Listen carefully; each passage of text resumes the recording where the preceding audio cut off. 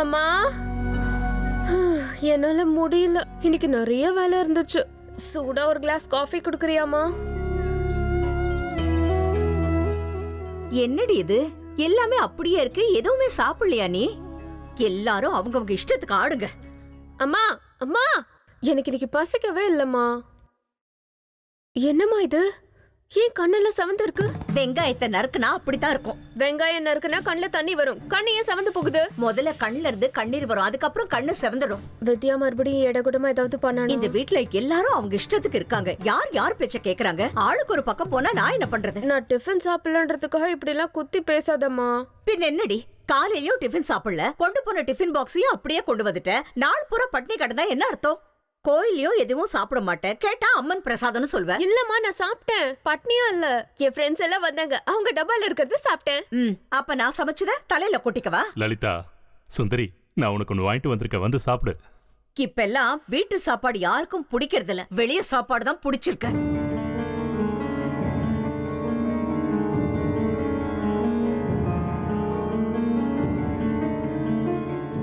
பாருங்கப்பா, நான் டிஃபன் சாப்பிடலன்றதுக்காக அம்மா எப்படி எல்லாம் திட்டுறாங்கன்னு. அவ கஷ்டம் அவளுக்கு. சுந்தரி, உனக்கு நான் என்ன வாங்கிட்டு வந்திருக்கேன்னு பாரு.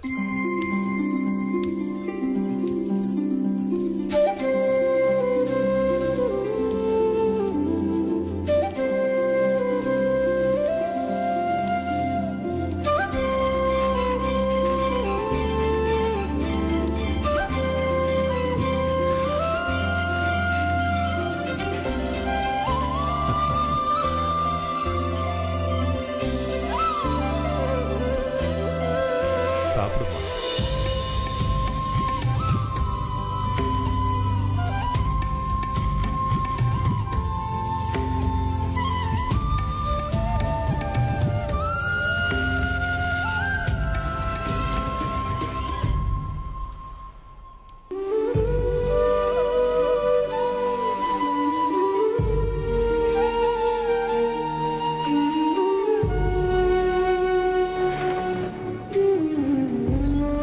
சுந்தரி, திடீர்னு சாமி உன் கண்ணு முன்னாடி வந்து உனக்கு என்ன வேணும்னு கேட்டா நீ என்ன கேட்ப?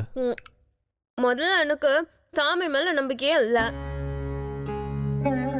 ஒருவேளை நீங்க சொன்ன மாதிரி ஏதாவது நடந்தா அந்த ராட்சசிய 3 வேளையும் ஓயாம திட்டத்துக்கு சக்தி கொடுன்னுவேன். விளையாடக்கூடாதும்மா. இப்ப நானே சாமியா வந்தா? நீங்க வந்தாலும் அதான், உங்க அப்பா வந்தாலும் அதான். எனக்கு இருக்க வேண்டியதில் இது மட்டும்தான். ஒரு ஜென்மத்திலேயாவது அவளை தூக்கடிச்சு தீரணும், பழி வாங்கி தீரணும். சரி, அந்த சாமி விஷயம் எதுவும் வேண்டாம், விடு. வாழ்க்கையில உனக்கு ரொம்ப ஆசையான விஷயம் எதுன்னு சொல்லு. அதான் சொன்னனே, அதுதான் என் வாழ்க்கையில மிகப்பெரிய ஆசை.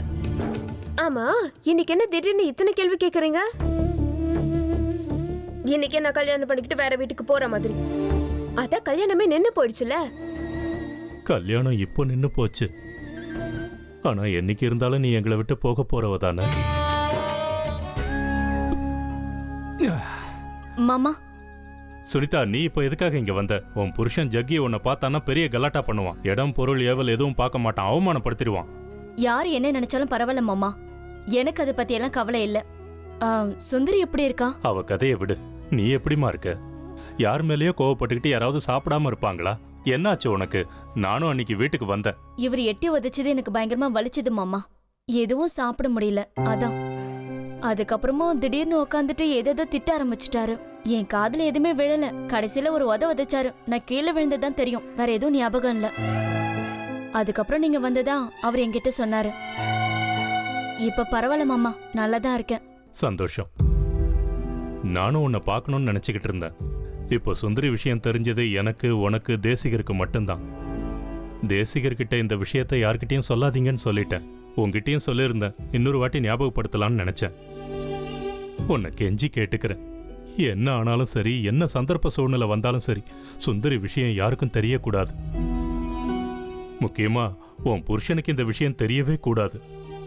அத நீங்க எனக்கு சொல்லணுமா மாமா? நீங்க தேசிகரை சந்திச்சீங்களா? அவர் ஏதாவது சொன்னாரா? இல்ல, இப்போ எல்லா வழியும் மூடியாச்சுன்னு தேசிகர் சொல்றாரு. இப்போ அவர் சொன்ன மாதிரி கண்ணை மூடுறதுக்குள்ள சுந்தரியோட ஆசையெல்லாம் நிறைவேற்றலான்னு முயற்சி பண்ற. அவ ஆசைப்பட்டு கேட்டாளேன்னு பட்டு புடவை வாங்கலான்னு ஒரு கடைக்கு போனேன். ஆனா அதை வாங்கி கொடுக்கற அளவுக்கு கூட எனக்கு தகுதி இல்லாம போயிடுச்சு. ஏன் மாமா, எவ்வளவு அந்த புடவை? 16,000 ரூபாயா? என் கையில இருந்தது 2,000 தான். அப்பவும் இன்ஸ்டால்மெண்ட்ல வாங்குறதா பேசியாச்சு. ஆனா பாதி பணத்தையாவது கொடுத்தாதான் புடவையை கொடுப்பாங்களாம். இருந்த 2,000 ரூபாயை கொடுத்துட்டு வந்திருக்கேன். ஊர்ல எல்லார்கிட்டையும் கேட்டுட்டேன். 1 ரூபாய் கூட தேரல. இப்ப என்ன பண்றதுன்னு புரியாம முழிச்சுக்கிட்டு இருக்கேன். என்னால பெத்த பொண்ணோட ஆசையை நிறைவேற்ற ஒரு புடவையை கூட வாங்கி கொடுக்க முடியல. அவளுக்கு முன்னாடி நான் போய் சேர்ந்துடலான்னு தோணுது. மாமா, நீங்களே இப்படி பேசுறீங்க? எவ்வளவு கஷ்டம் வந்தாலும் எதிர்த்து நிக்கணும்னு நீங்க தான் எனக்கு தைரியம் சொன்னீங்க. நீங்க கொடுத்த தைரியம் தான். அப்படிப்பட்ட புருஷனை கட்டிக்கிட்டே இன்னும் சாகாம நான் உயிரோட இருக்கேன். அடுத்தவங்களுக்கு உபதேசம் பண்றது சுலபம். ஆனா நமக்குன்னு ஒரு பிரச்சனை வரும்போது அதை அனுபவிக்கிறது எவ்வளவு கஷ்டம்னு இப்பதான் எனக்கு புரியுது. இப்ப அதெல்லாம் யோசிக்காதீங்க மாமா. எந்த கடையில புடவைய பாத்தீங்க? சண்முக சுந்தரம் பையன் வீட்டுல தான். வாங்க அங்க போலாம்.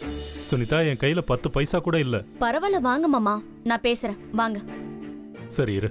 வெங்கடேசா, நான் உப்பு போட்டுட்டேன். ஒரு கொதி வந்ததும் இறக்கி வச்சு தாளிச்சு கொட்டிடு. என்ன?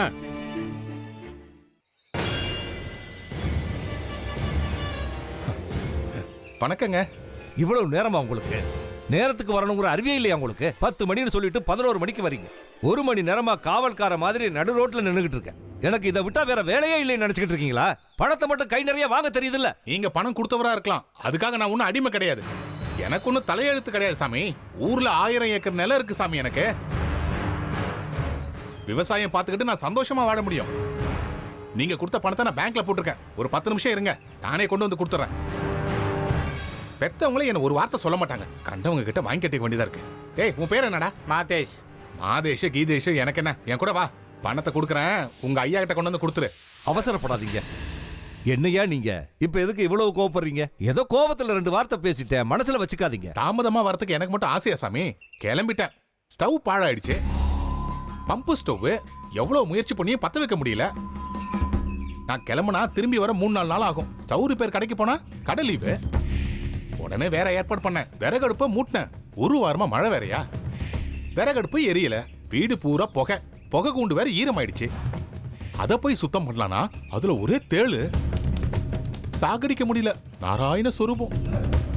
இதையெல்லாம் முடிச்சிட்டு கிளம்புறதுக்கு லேட் ஆகாதா? அதான் சொன்னல, சம்சாரம் சாகரம், நீந்தி வந்தவன் அமர. சன்னியாசத்துலதான் சுகம். சரி சரி, கிளம்பலாமா? வீட்டுல அரிசி தீர்ந்துடுச்சு. கிளம்புற அவசரத்துல வாங்கிட்டு போக மறந்துட்டேன். மாதேஷா, ராஜப்பட்ட சொல்லி 1 மூடை அரிசி போட சொல்லுப்பா. பச்சரிசி பொன்னியா இருந்தா சரி, நல்லா இருக்கும். அந்த அரிசியை போட சொல்லுப்பா. அப்புறம் ராசப்பங்கிட்ட என் பொண்டாட்டி அவனுக்கு அக்கா மாதிரின்னு சொல்லு. அடுத்தவன் பொண்டாட்டியை பார்த்தா அவன் நாசமாயிடுவான்னு சொல்லு. என்ன பேச்சு பேசுற? ராஜப்பனுக்கு 55 வயசாகுது. சரி சரி, போலமா? நடங்க. இவனும் நம்ம கூட வந்துட்டா ராசப்பங்கிட்ட அரிசி போட யார் சொல்லுவாங்க? ஓ கடவுளே. மாதேஷா, சிக்கனா எங்க? சிக்கனா தோட்டத்தில் இருக்காரு முதலாளி. சரி, முதல்ல தோட்டத்துக்கு போ. சிக்கனா எங்க கூட வரட்டும். நீ ராஜப்பட்ட சொல்லி 2 மூட்டை அரிசி போட சொல்லு. இப்ப திருப்தியா? பரம திருப்திங்க. நடங்க. வாங்க. அது ஆமா, உங்க லட்சியம் என்னங்க?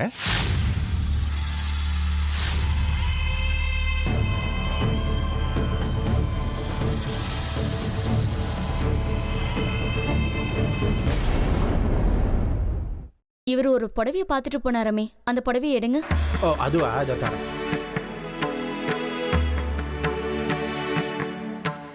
இன்னும் 6000 ரூபாய் நீங்க கொடுக்க வேண்டியிருக்கு. மிச்ச பணத்தை இன்ஸ்டால்மெண்ட்ல கொடுக்கலாம்.